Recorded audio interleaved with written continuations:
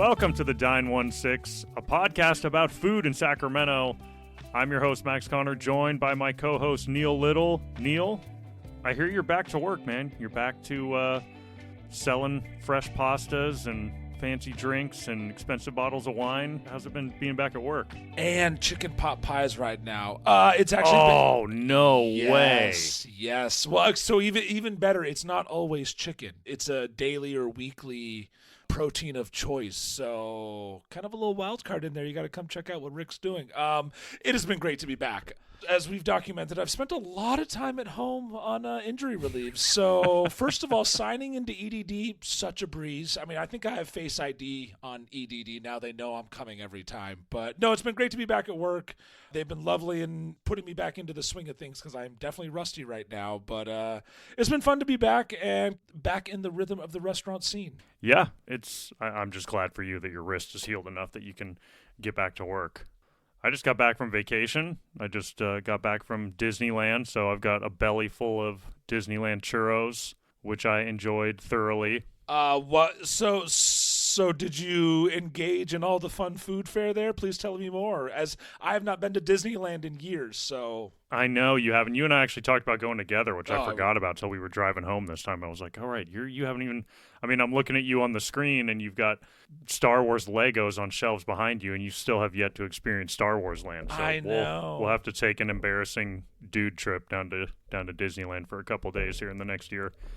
But yeah, I always overindulge in food in Disneyland. The churros, to me, are definitely the highlight. They do a lot of other things okay, but there's nothing that I'm like, oh man, I can't wait to go to Disneyland to get blank, right? There's so much good food in real restaurants. Disneyland does a decent job, but it's still, it's kind of like wedding food, right? It's like you can only do so well feeding that many people. Yeah, there's only so much you can do in that little time with that many people. I think comparing it to a wedding is actually a great idea. The food's good, but it's never going to be great. Yeah. Well, Neil, you brought on our guest for this week, which was a really, really fun conversation. You want to tell us a little bit about who we have on this week? Yes, this particular person has been the sole instigator, I think that's the word I'll go with, in many of my cravings. For those of you on Instagram and other social media platforms, we had our local food favorite who does a lot of Instagram with great pictures and shots, and they're very original and fun. They're not created and captioned for everyone. So we had Mandy Hwang on, and she told us her story about actually growing up in Sacramento and seeing the whole evolution and being able to see and watch Sacramento grow from an insider's point of view, and it was a lot of fun. Yeah, and she, I think more than anything, she's absolutely a kindred spirit for you and me when it comes to just love of food, the important role it plays in our day-to-day lives. We just had a really fun conversation about Sacramento and about eating, frankly. She's sort of an accidental, in a lot of ways, food influencer, which you'll hear here in a bit. So let's, enough of us jibber-jabbering. Let's jump right into the episode and our talk with Mandy Hwang. Mandy Hwang, thank you so much for being here. It's really great to have you. Thank you so much for having me. Yeah. This is my first podcast, and I'm sorry if I butchered. No, that's all right. We've already been talking for like 10 minutes about food in San Francisco and bakeries and, burgers, Thomas Keller's burger pop-up that's going on that you just got to go to. So, yeah, we'll just keep it rolling, and it's going to be fantastic. We always start the conversation by asking people, what was food like for you growing up in the home? What role did food play for you growing up? Yeah, I feel like food actually played a really important role for me growing up. Both my parents worked in the food industry. Growing up with immigrant parents as an ethnic household, we never said I love you. We weren't very affectionate. You may have heard that before. And so their love language was food. Both my parents worked really late nights, but it was also insane that they would have a full course meal ready for you as soon as they'd get off work, or my mom would prep a bunch of dishes and we would just have to reheat it for my brother and I. So that was kind of their way of showing that they cared. So yeah, I would say food is very near and dear to me for many reasons. What did they do in the restaurant industry? Did they own a restaurant, or did they cook, No, work, front of house, just kind of, or what do they do in the food industry? Yeah, both my parents cooked. So my dad actually worked at Rayleigh's at the Hot Walk, Okay. which Nice. which Oh, no awesome. longer exists. Yeah, but he did that until he retired. So he was Wow. there for probably like 20 plus years. And for my mom, she kind of like bounced around, but she actually also worked in this. She made sushi, which is very rare for a woman behind the counter to be making sushi, especially during her time. So she also did that until she retired, but she did that probably for also 20 plus years. So food's always just been in the family. Yeah. Yeah. That's kind of cool to think about how your dad has probably served like a solid third of Sacramento. Like, I think that's such Yeah. a cool thing. Like, so many people used to go there. Like, that's such an iconic place. Yeah. What is your food experience like? When did you kind of figure out that food was something you wanted to do as well? Yeah, I mean, I've always like enjoyed eating. Who doesn't? I actually started like a travel food blog like back in like 2015. That never really went anywhere, but that's always been my thing. Like I love traveling. I love trying like new food, and I feel like that's such a great way to like immerse yourself into their culture. Like just understanding like what spices they're using, how they're prepping the food, and I feel like that's always such a good like gathering place. So I've always just really loved food and just kind of like from like start to finish where it's being prepped, where's the food coming from, like ingredient wise and like all that good stuff. But yeah, it's always just been there. And then I also worked in like a few restaurants throughout like college as well, so that was like fun. I worked front of house, so I've done busing, hosting, serving, like all that good stuff. So The whole gamut. Yeah, everything. So I've touched a little bit of everything. What type of places did you work at? Also, I actually worked at Sushi Cafe.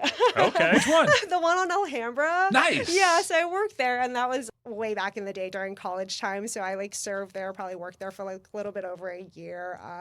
Kind of got out after a while, focused on school for a bit, and then I worked at Oz Korean Barbecue. Okay. Oh, no way. Nice. Yeah, and I worked there as a hostess, the one on Bradshaw. And this was like before the Elk Grove one even opened up. Yeah. So, that was fun. You deal with a lot of hungry, angry customers Sure. that are, Yeah. ready for their all-you-can-eat experience. Yeah.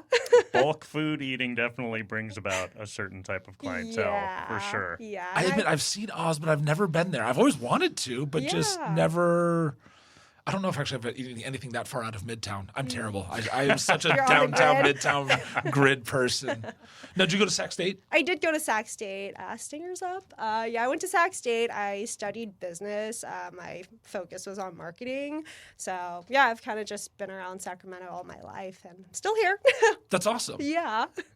So you started a food blog in 2015. So like from that and then going to school for business, was that sort of always your idea, was to sort of work in food marketing specifically, or just sort of traveling eating, or has it just kind of been? It kind of just happened that way. I think Yeah. it's one of those things where I've already been like documenting like what I'm eating, like photo wise, and I really wanted to just be able to remember like each thing that I hit on, right? So I think so often when people like look back, they're like, oh, like what did you eat? I hate saying like, oh, I don't know. Like I want to remember my trips, especially like the ones like so far back, right? And so that was kind of like a personal, diary for me in a sense that's able to capture like, oh, like what did I do this day? Like what did I see? What did I eat? Like just all of those little nuances, just so I can remember for myself. And then it's also like a nice little like guidebook if anyone does ask, right? Yeah. It's the way to go. I mean, I for me, I don't know about you. I know you're the same way, Neil, but like traveling for me is basically about eating. Yeah. Like when my wife and I went to Japan last year, it was about food, period. Like that was the main reason for going. And when I look back at the trip and I look back at the photos, that's how I remember where we were and what we did, right? Is like the octopus balls, the takoyaki we had in Osaka is like, oh, right, I remember. And then I like can remember the bridge we were on, when we ate it, and where we walked after that, and the crazy signage and all this stuff. Without the food, like I don't get how people make memories about what they're doing, frankly. Like, Yeah, the first thing, I mean, this was years ago because it's kind of out of date now, but it wouldn't, I would decide to travel somewhere. First thing I was doing was looking up Anthony Bourdain, like, have you been here? Where did he go? Let's try and hit those. Like, unfortunately, that's a little bit dated now, especially post-COVID and everything, but it's, yeah. And I love that you kind of use food as like a journal of like, where have I been? What have I done? When did that start? When did you start putting that together? That was the way you wanted to remember things. It kind of just happened organically. I don't think there was ever a moment where I'm like, aha, like this is what I need to do. Again, it was kind of like, it started with like notes apps, right? Like in your phone where I'm like day by day, I'm like, oh, like what did we eat? But then at that point, I don't even think at the time like you were able to add a photo onto your notes yet, like on iPhone. So I, like went on WordPress. I'm like, oh, this is like easy enough. Like I could just like pick a template, like upload some stuff. And that was kind of when I was doing more of like bigger travels. It was like right after college. I had a really awesome experience. I got to go to like the World Cup in Brazil. Oh, wow. And so, yeah, that was like amazing. And so for that, it was like such a big event. But in addition to just being able to like experience the culture, like try their food, I'm like, I really want to like capture all of this in a way that I'll be able to remember it. So that's kind of when I started my blog. And, this is like me writing. I'm like, oh, this is like feijoada. And like, this is what it is. And this is what it tasted like. Here's a picture of it. And again, it's not like anyone even saw this blog. Is really just for myself. And then eventually that kind of transitioned into Instagram, which is kind of like where the platform lives now. Just like more short form, like less me writing like a bunch of copy and whatnot, just kind of like quick snaps. And again, it just makes it easier that it's just all in one place.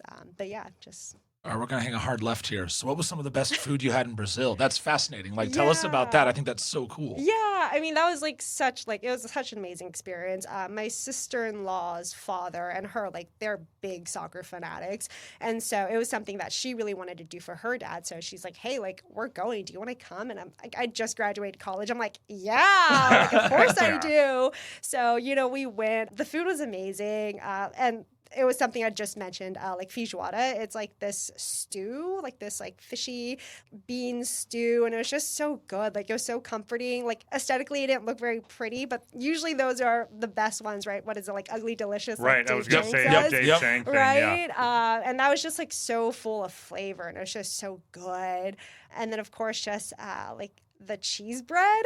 I don't know if you there had it is. it. Yeah, it's like that nice like tapioca starch, so it's almost like a mochi consistency. Ooh. Yeah, so it's like nice and chewy, and they'd like serve it like super warm, of course. Like we were able to do some of their farmers markets and just enjoying like all the fresh fruit that they have there, like doing Brazilian barbecue, of course, and just kind of seeing like their different style of dining. For instance, I remember we did like a buffet there, and it's so different from how we do buffets here, where we just like gorge yourself and like we eat until like we're disgusted with ourselves, right? Right.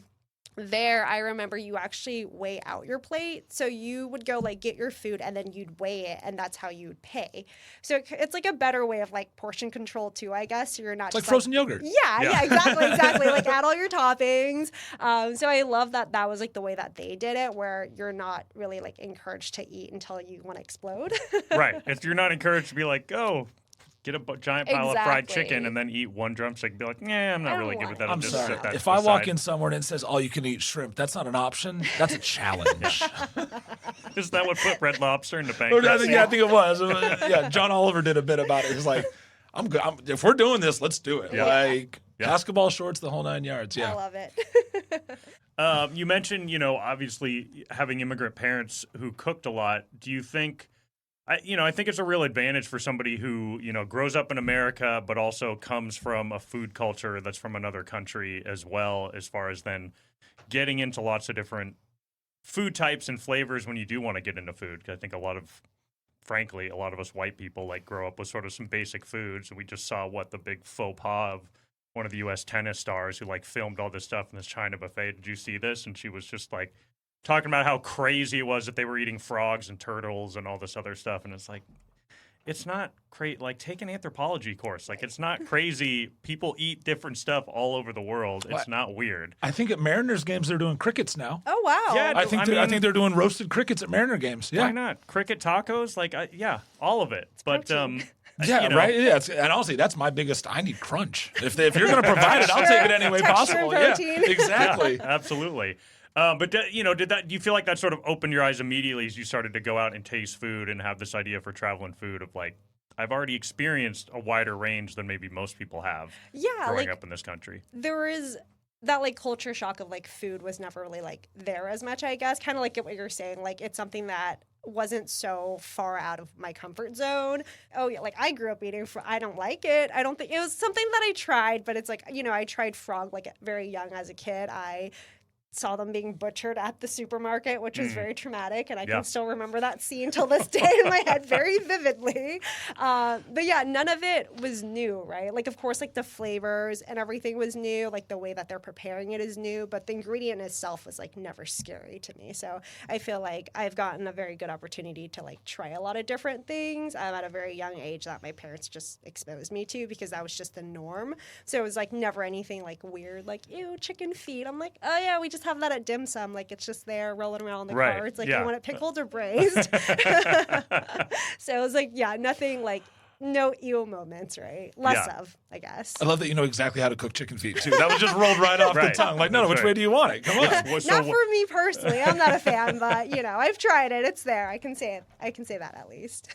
No, where are your parents from? They're from Guangzhou in China. Okay. Yeah, so they immigrated here, I want to say, in the 80s with my brother. I have an older brother who was actually born in China. And then due to the one-child policy at the time, they were only allowed to legally have one child. So they had me here.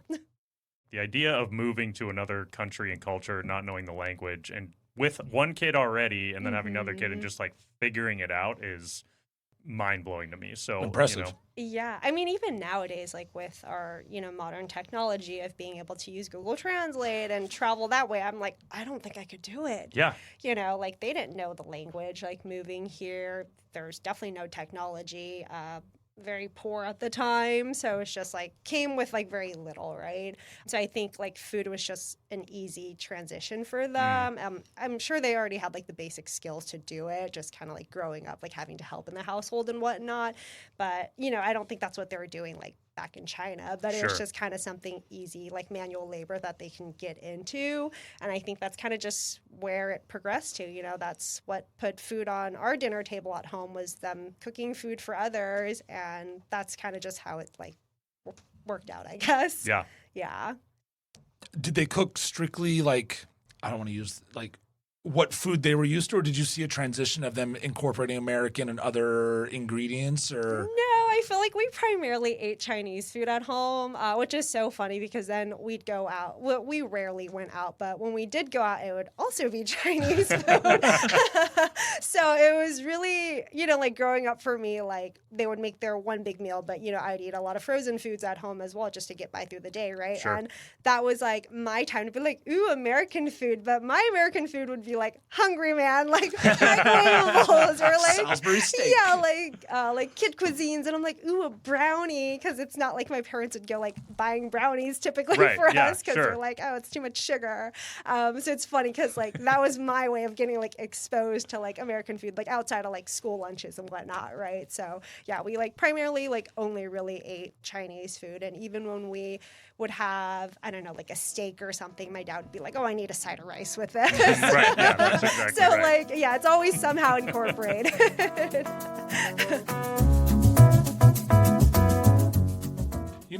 Mandy bringing up kid cuisine brings up such core memories for me as a kid. First of all, the brownie in the center middle, very top. We all know what we're talking about here. It was absolutely fantastic. And the other thing, too, that was when I kind of learned about I like things rather particularly.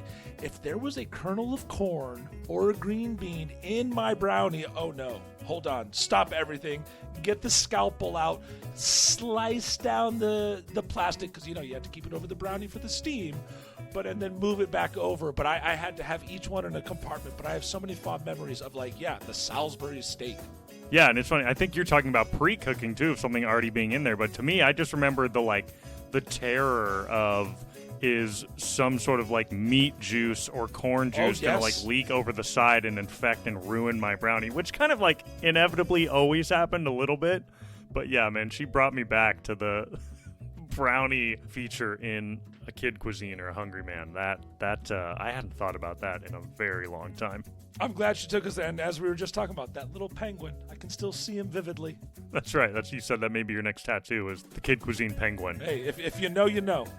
The other thing I really loved about Mandy's story up to this point is how, look, it's so easy for us to have a jaded viewpoint on food influencers or food bloggers, but I think the fact that she started from this really earnest place of, I'm just creating my own journal for myself so I can remember what I ate, tying that food to memories that then sort of evolved, as we'll hear here in a minute, more and more into this Instagram page, which was really never about creating content, right? It wasn't this angle she was seeking to try to make a name for herself or get attention. It really just came from this place of loving food, wanting to remember what she ate, and then ultimately starting to share it with other people.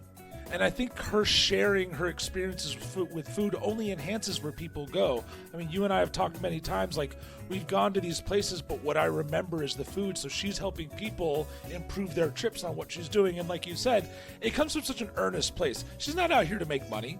She just wants to show people what other good, what good food is out there and to come check it out. Yeah, so let's jump back into the interview where we start to talk with Mandy a little bit more about her Instagram page taking off and how that started and where it is today. I think it started as just like a fun, like I said, like diary, like previously, right? And I don't even think at the time when I started Instagram, it was where Instagram is now. Right. It was still more so for like personal use. I didn't even know like there was like a whole like food Instagram like world at that point. I was like, I'm just gonna start it, and again, like this is me just documenting my food, like remembering like where I went, or just like sharing it with anyone who cares, right? And so eventually, like like followers started picking up, and I'm like, oh, this is cool. Like I've met like a lot of my current good friends like through Instagram, just through like community events. Like we've gotten to like just celebrate like all walks of life, like birthdays, weddings, like baby showers. Like we've become like really good friends, and it's friends that I've met through Instagram that I'm very grateful for. But yeah, just kind of seeing the traction, like people who are engaging, who are interested, like asking questions, like, or I love hearing like, oh, I didn't know this place existed. I can't wait to like go try it. Or I've had like small businesses who've, just opened, and I just happened to visit and I posted about it, and me hearing back like the next time I visit, they're like, thank you so much for that. Like we actually saw like a lot of people coming in from like after that post, which makes me feel good because I'm like, oh, that's awesome. Like I'm glad I was able to help, because for me, like this isn't my job. It's just something I do for fun, and it's a great way for me to like uplift our community and just really showcase like all the awesome food that we have. And it's, on the grid, off the grid, around the grid. So just really trying to like highlight all those aspects that's not just so mainstream and popular. Like I want to highlight those like mom and pop shops, right? Mm-hmm. Yeah.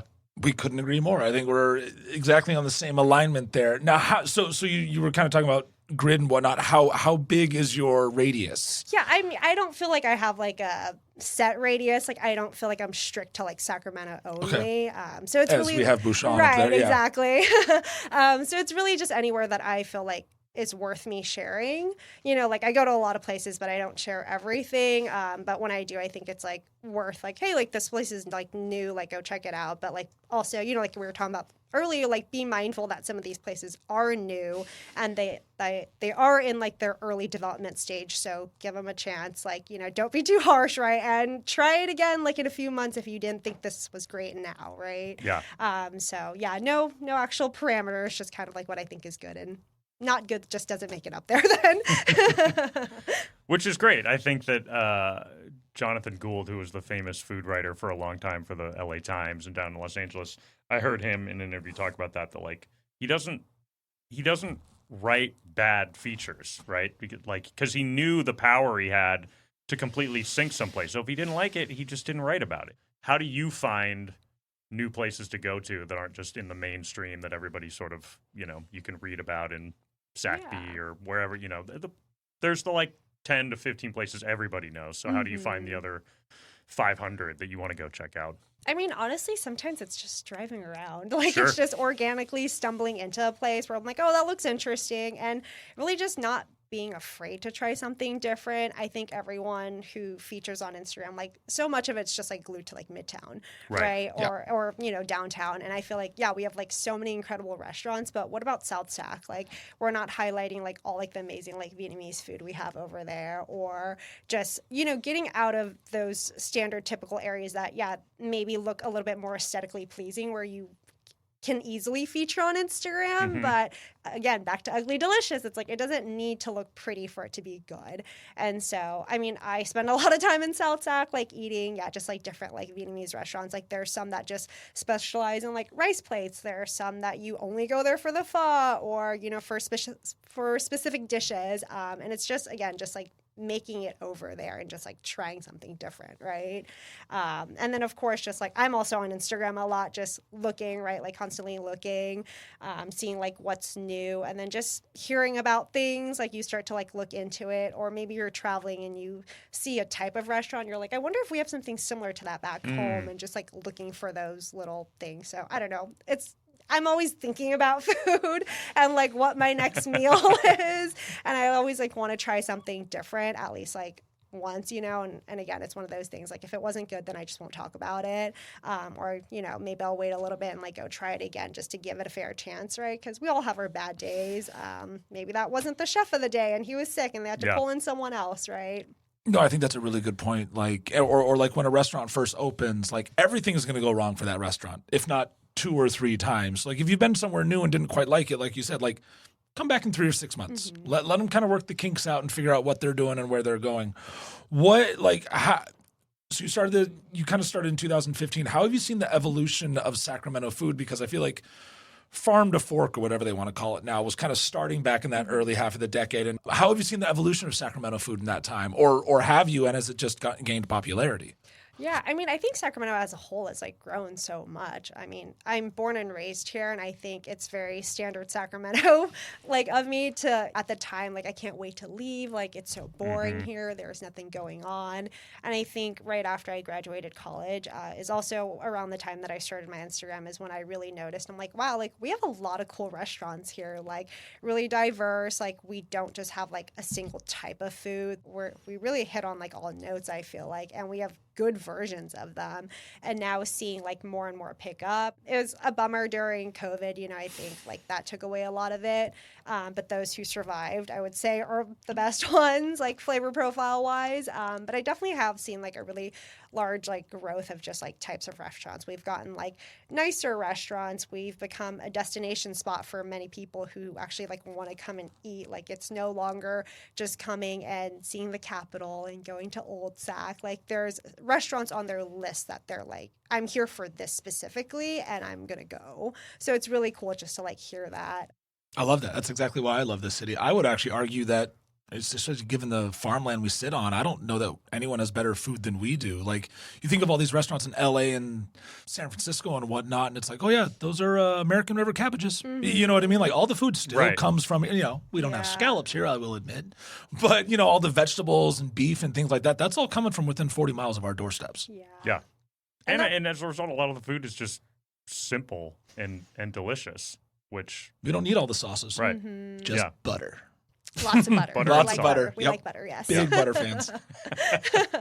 But no, you're like 100% right on that though. Like we have all like, you know, we have so many local farmers here. Like I love that so many of our restaurants here actually highlight them and like uplift them. They include them like in their menu descriptions and, you know, they talk about them because that's where it starts. Like you can't make food without the ingredients, right? Like we have a bunch of like rice farmers here that I think people just don't think of when they think rice. They're like, oh, it must be from like an Asian country. And I'm like, no, it's right here in California, like just miles away from Sacramento. So it's really cool just to like have that, you know, so close to us.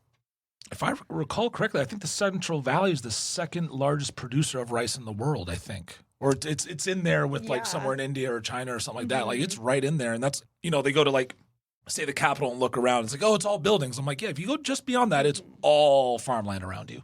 Route 64. I mean, there are so many great Patrick's Berries up there. We have so much cool stuff. What's been the most surprising thing that you've liked, that you've like encountered through Instagram and this kind of journey? I think I touched on it earlier. It's really just the people. The community. Yeah, like the community. I think it's so different, like running an Instagram like in Sacramento versus like Bay Area or LA. And I think in the very beginning, like I connected with a lot of different creators like outside of our own city just to kind of see like what works, what doesn't work. And I feel like the landscape everywhere else is just so competitive.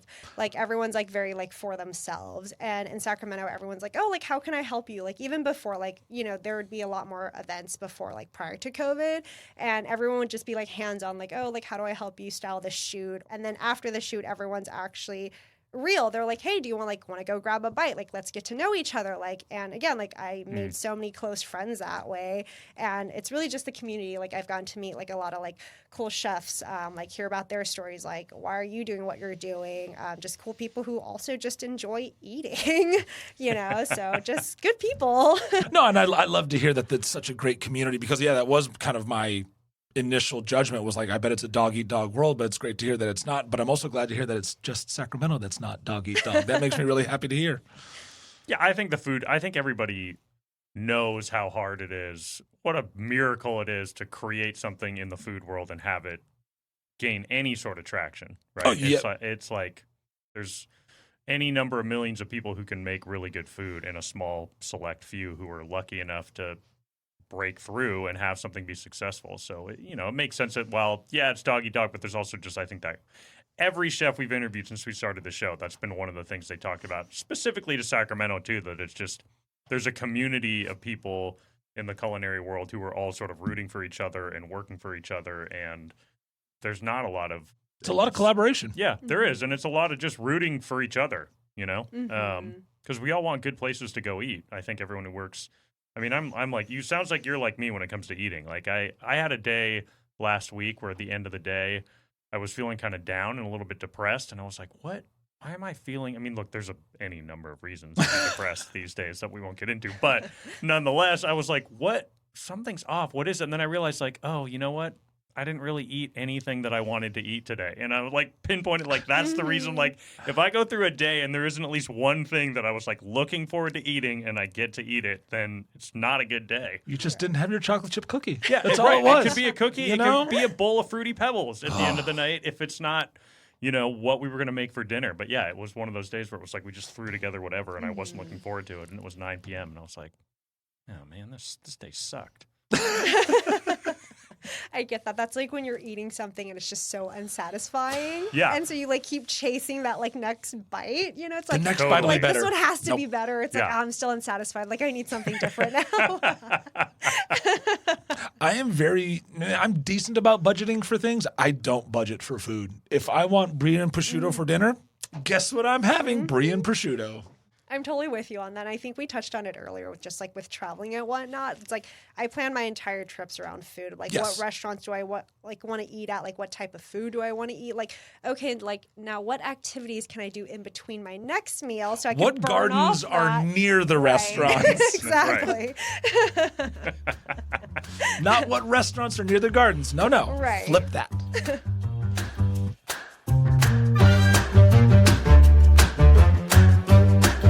Neil, I love listening back to this that, look, lots of people have negative opinions about social media. Probably you and I are chief among them.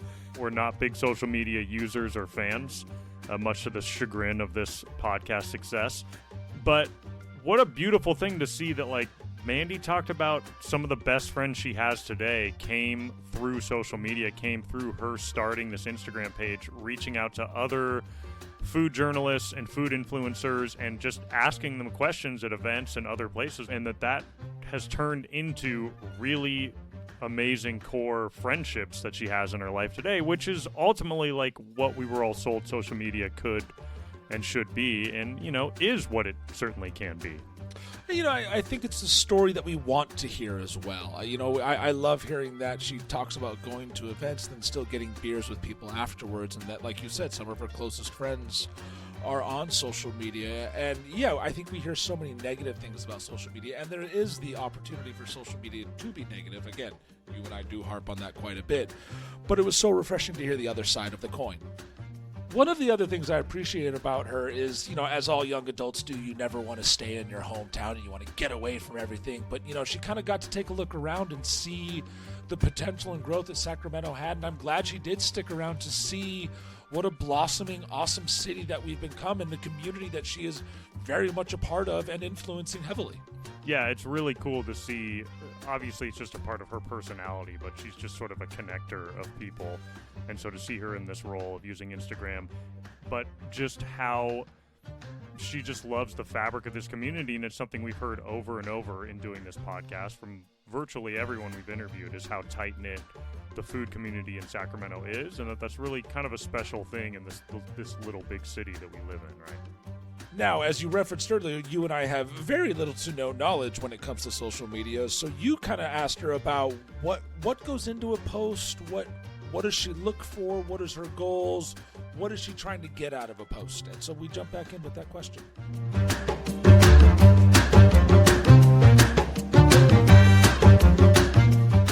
What is the thing that you post that just sort of like from a food category, or whether it's burgers, or like, is there a thing that you're sort of like, I know if I post this, I'm going to get more engagement? Like, what are the things you found over time that you just know this is going to hit for sure? I feel like just more approachable food. So like I would say like burgers, pizzas, like sandwiches, like barbecue, like things that people are like more familiar with. I feel like it reaches like a wider audience.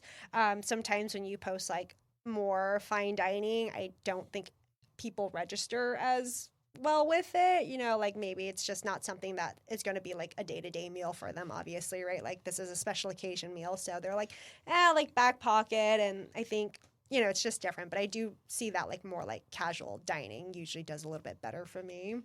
Yeah. That makes sense. I remember I heard an interview with Anthony Bourdain. You mentioned him years ago, and he was talking about like, he'll go to all these amazing places and create these shows and do these things, and then he'll post a picture of a double-double from In-N-Out, and that'll like blow up his social media, and he'll get all these responses and pictures back and that sort of thing. So yeah, I mean, it makes sense that burgers, tacos. You're right, because it's just like you see it, you're like, oh, I'm gonna go get that today, right?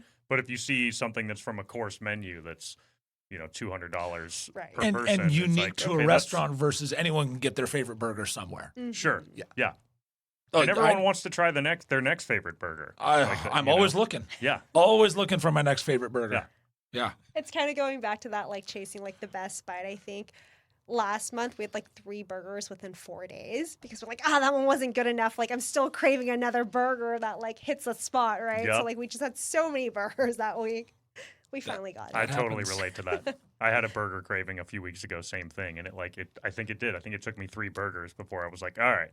That's there the was. one. Yeah, there exactly. Well, I am no longer on Instagram, but your Instagram a few times has crippled the day. I'll see a post that I remember, I think it was Burger Day last year. You posted something, and I was just like, the whole day revolved around burgers after that. I remember texting Bill being like, this is Mandy's fault. Like, I am on a quest for a burger now, and I'm going to spend, I don't care how much money, but she started this at 8 o'clock this morning. You need like a burger tasting, just like have one from like each location. I loved the burger battle when it was going on. Ooh, yeah. That was fun. Yeah. I ate so many burgers at Cesar that Chavez day. Park. Yeah. Yep. And you could always tell the people that had been there because they would. The chefs portion that had been there would control. do like quarters, and the people that hadn't been there would give you a full burger. It's like, guys, I got one bite. We all know the rules. Exactly. One bite. That's all I got. Mm-hmm. Yeah. We went to our last day when we came back from Kyoto back to Tokyo when my wife and I went to Japan. We went to a ramen festival. We had like a few hours where they had like 18 stalls of different ramen places and all these different varieties from different parts of the country. And we assumed that you were going to get like a little cup full of ramen, right? So we got a bunch of tickets thinking we were going to try, and instead you get a full bowl of ramen for your ticket. And so we both ate 3 bowls of ramen, like full bowls of ramen. And sprinted to the bathroom.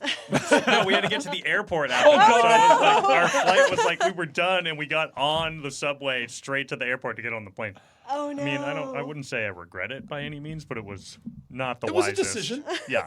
We'll call it that. It was a direct decision. flight all the way back to San Francisco too. Man. That's rough. That's rough. Yeah.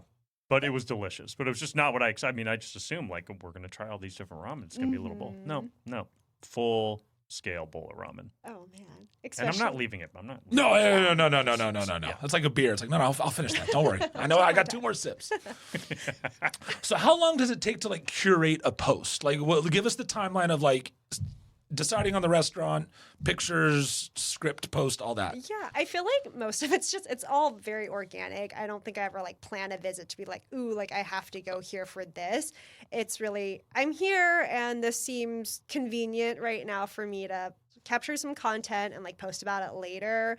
If it's, time sensitive, like, oh, like, like the burger pop-up that had posted up. If it's time sensitive, then it's like, okay, I'm going to try to get this up like immediately.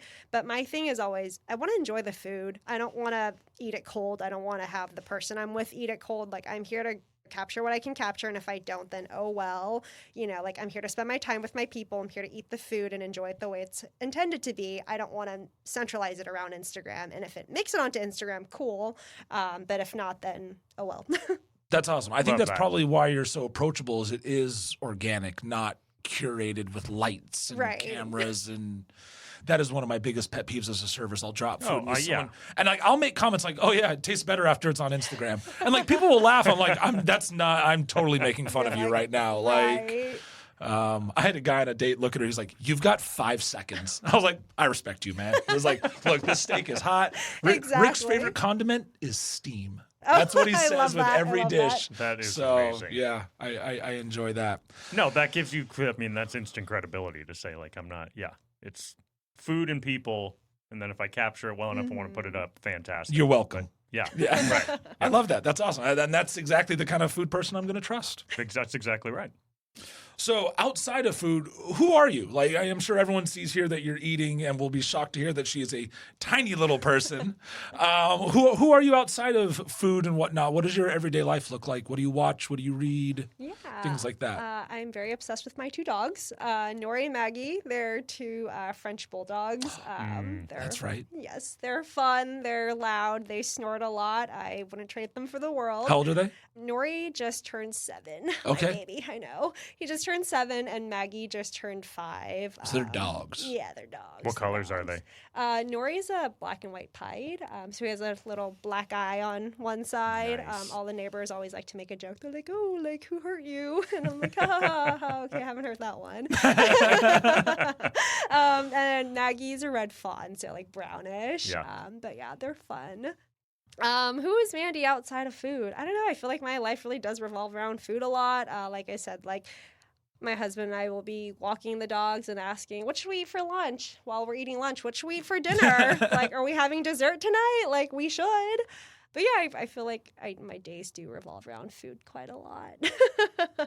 I've recently picked up pottery, probably like within the last year or 2.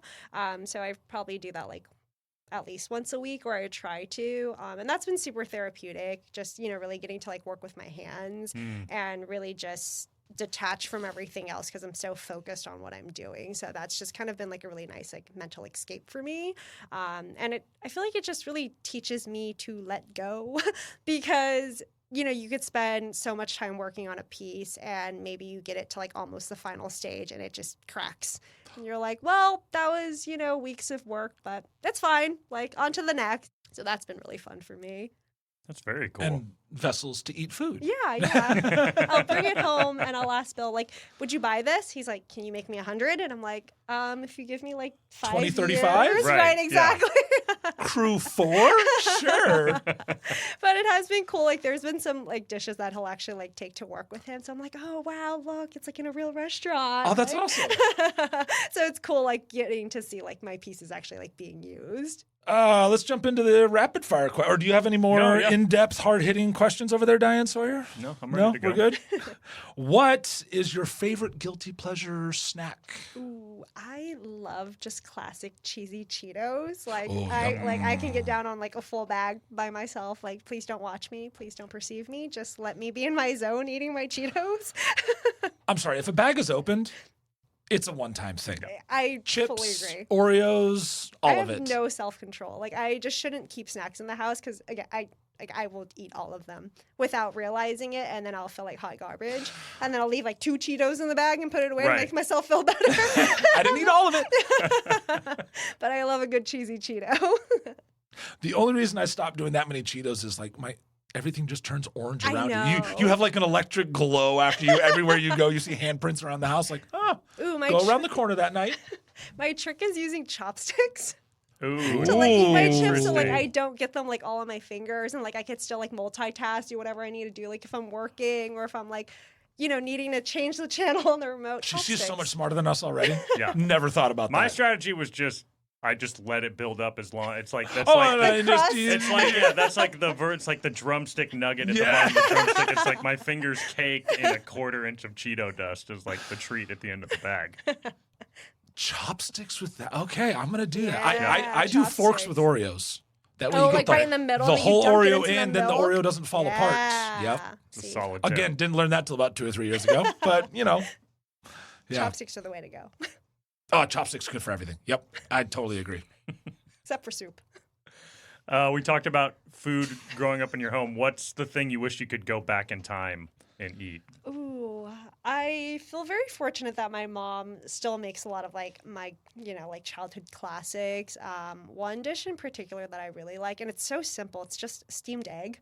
And I think she would make those for the nights that I would not be interested in the chicken feet or like frog legs, right? She's like, Mandy's not going to eat that, so I'll just steam her an egg. And it's just so simple. It's really just like a beaten egg mixed with some water, oil, and then you just steam it. And then she'll just top it with some soy sauce and like scallions, and I'll just eat that with rice. And it's just delicious and simple, classic. Oh, man, sounds awesome. Yeah, I mean, I've been hungry the whole time, but now there it is. Yeah. I'm absolutely hungry. What's a little spot in town that you want to give some love to? Like, like we know all the big, like the Crews, the Camdens, the Waterboys. What's a fun little spot that you haven't featured? There we go. Ooh. There's the caveat that you haven't featured or are going to soon feature. Oh man, you're really putting me on the spot here. Gosh, I feel like I've tried to give love to like all the small places, and I wouldn't even call them like small, but I really like this place in South Sac. It's Saigon Oi. It's Vietnamese food, but I feel like it's not going to be your classic like pho that you're like familiar with. Like they do a lot of like different like fun dishes. They do have a Yelp waitlist, so I highly recommend getting on that waitlist before you try to go. But yeah, Saigon Oi is really good. Where's that? It's Stockton Boulevard. Okay. I couldn't tell you the cross street because I'm the worst with directions, but it's on Google. So you're married to a chef. Is there anything he makes at home? I know chefs are notorious for not really ever cooking at home. But when he does, is there something he makes or something you request for him to make for special occasions? We really don't eat at home. Like, I feel like you hit that on the nail so hard. But yeah, we really don't eat at home. And when we do cook, I think it's more so just whatever he feels like. I don't really put in a request at this point. I'm just like, do you want to cook? No, let's just go out. I would say at home, I probably do more of the cooking. Very, very simple, basic meals. He's very kind about it. I remember like the early days, I don't know, made some sort of like soup base. And I'm like, oh, like, how is it? He's like, yeah, it's good. As he's reaching into like the spice cabinet. Right, yeah. I'm like seasoning it some more. But yeah, I would say, yeah, we go out most of the time. I've probably tried more fast food like since meeting him than I've ever had in my life. That's hilarious. Like, I don't think I ever tried Wiener Schnitzel's. I haven't had Arby's before. I've tried it now. You could... Yeah, revoke the. But I love me a good corn dog. I've tried them all now, but at the time, like I've only had your like standard classics, right? So a lot of fast food, and I think that's the thing. Everyone's like, "Oh, you must eat so well," and it's not that I don't. It's just we have a ton of hot pockets in the freezer, like just so many frozen goods, like a bunch of instant ramen, just like quick, easy meals that he could just like eat and like leave. Or even if I'm making dinner at home, like oftentimes by the time that he gets off, it's not something he wants to like deal with. If there's like bones or something, he's like, I'm gonna eat a Hot Pocket. And I'm like, okay. What's your favorite Hot Pocket flavor? Ooh, I like the breakfast ones. I just bought those last They're night. so good. I had my first one last night. Those are good. Just like a standard like egg, cheese, and ham. Yeah, like, I love absolutely. a good breakfast moment. Yeah. Pepperoni. Pepperoni is a Pepperoni. classic. Keep it simple, stupid. Classic. Yep.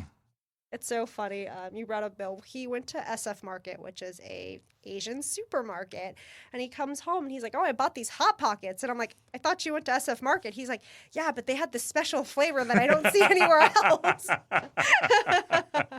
So no, we don't really cook at home. Your Instagram does say, what does it say? Ice cream enthusiast? It's the first thing it What is says, it? right?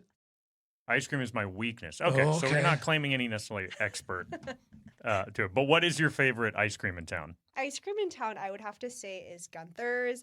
It's always just such like a classic staple. I am now down the street from it, which is very dangerous. Also, they have online ordering now after COVID. That was the best thing that came out of COVID is online ordering for Gunther's. So yeah, you just do your online order, you go pick it up, go enjoy it. And what's your order? Ooh, I love just like a classic like cookies and cream. But they do a special of the month, which is like a raspberry cookies and cream, and that's really good. Ooh. But they didn't bring it back this month. It's usually September. I know because I go stock up on it every year. But they didn't bring it back this September. But that would be my go-to, I would say. Oh, All that right. sounds Gunther's good. is, I'm a mint chip guy. Ooh. Green Are you? mint chip. Yep. Okay. Classic. You need the Yes. green. You need the I green. need the food green. No, I coloring mean, in I'll eat there. anything. But, Yeah, sure. But yeah, Gunther's is solid. I will say I also really enjoy Yume. Their gelato, though. It's in Esac. It's right across from Cordy Bros. And I'm probably there like once a week because their like flavors like switch up. But they have like really fun, like unique flavors. I'll do like a bunch of like Asian flavors, like black sesame. They'll do like green tea, strawberry mochi, really wild. You're not allowed to eat it there. They have a durian gelato. I don't know if you know what durian is. I know what durian is. Absolutely. Yeah, so they have a durian gelato, but they only sell it by the pint, and it's sealed in a separate plastic bag, and it says, like, do not eat here. So that's smart. So you have to take it home and enjoy. I'm not a big durian fan, but I hear it's very delicious for the durian fans. So if anyone's interested, that's where I you'll might just find have it. to like go for that. That might be a fun experiment one day. It's not always available though, so you'll have to keep your eye Okay. out on their Instagram. All right. But I love going to Yume. That's good. We've added our food trip of last week. Rick from Waterboy told us about the specific hot dog brand that he buys at Cordy Brothers. Yes. Ooh. Starts with an And S. so, yeah. It's in I'll there. It's on the figure- tape. it's on the We'll tape. find it. You'll have to share it when you remember. I will. Yeah. Mandy Hwang, thank you so much for being here. It was really a pleasure to have you. Thank you so much for having me. This was a lot of fun.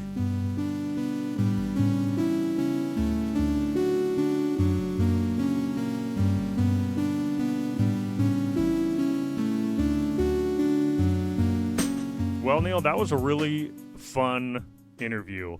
I think we often go into these interviews with chefs who have had a fair amount of press coverage or that we know a decent amount about kind of their career and where they've worked. And, you know, you had gotten to know Mandy a little bit on a personal level, but we didn't really know much about her life and background. And she was really fun to have a conversation with, to hear her journey in food, her parents' journey in food, and I came away with... much like her Instagram page, with like a dozen places I now need to go try. Not even all of them made it into this episode, the number of places we talked about off air or that got cut out of the final edit. Oh, no, and we were just scratching the surface on how many awesome places this town has to eat. And one of the things I really appreciate about Mandy is, on this podcast, we've talked to chefs and bartenders and vintners and everyone that has kind of a face in the restaurant industry, but it's people like Mandy that are such an influence that don't really have a face in the industry. They're kind of behind the scenes and, as we talked about, impacting us with cravings, but she has the same amount of respect and care for our industry that we do, and she's not even directly in it. And I just really appreciate her love and passion, and that ultimately she got from her parents in food. Totally. I think, how else are you going to figure out where to go to eat? Yeah, nowadays. absolutely. One of the best places to go is find a few local, trusted food reporters, food bloggers, influencers, whatever the case may be. They are going to find the places, post some photos, give you a little synopsis, and that's how you're going to find new places to go. Otherwise, you're just going to get stuck in the same rut of going to the same places all the time, which I think is really good to support local places that you love primarily. But then when you want to go out and find someplace new, people like Mandy are how you do it, and that's really vital to the industry as a whole. She is the new Pink Pages that used to be in the newspapers. Yeah. I mean, who knows who's going to understand that reference, but we'll... Unfortunately, our clientele. All right, well, that does it for this episode of the Dine 16. You can follow us on Instagram, where we don't do a whole lot of posting, but we do post updates about the show, the episodes, a little bit about what we're doing and eating. That's at Dine16 is our Instagram handle. You can email me or Neil. That's Max at Dine16.com, or Neil, Neill, at Dine16.com. Give us thoughts, questions, guest ideas, pitches, whatever the case may be. You can send them to either of those emails, and we'll get back to you. Make sure you like, subscribe wherever you listen. Comment if we're on YouTube. We'll check those YouTube comments. We're not a video podcast, but it does get posted to YouTube, so that's a place you can listen. It's an easy way to send it to friends and family because everybody knows how to use YouTube. You can just grab the link. That's in the show notes as well. Neil, we've got some big guests coming up over the next, couple months, I guess. I mean, we've recorded a lot of interviews. We've got some Sacramento's most influential chefs coming up on the show. Some other really interesting folks who are going to be on the show. I am so excited to have this back up and running, and I can't wait to release more episodes. I am too. It's been good for me too to get back into this and re-engage in our community, and just, I love doing this. It's fun. Like, I get to hang out with one of my good friends and talk food. Who could hate that? Yeah, it's pretty fantastic. Well, until next time, as always, eat something you love with someone you love.